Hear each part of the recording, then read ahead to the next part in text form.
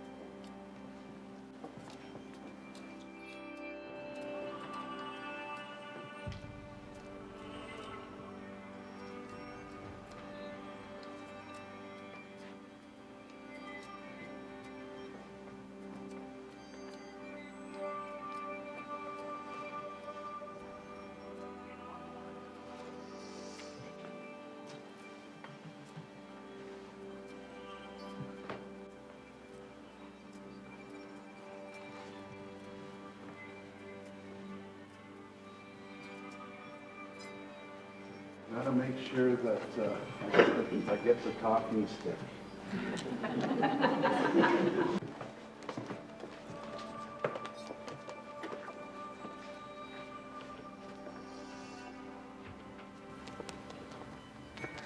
So us as Anishinaabe people, when we do our smudging, our ceremonies, we do it in a clockwise direction. Other tribes do it other directions. The Haudenosaunee would be counterclockwise. So we can identify each other just in how we do our ceremonies.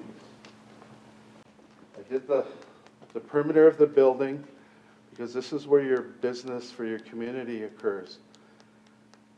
As I go back up onto the stage, it's very important to do your flags as well.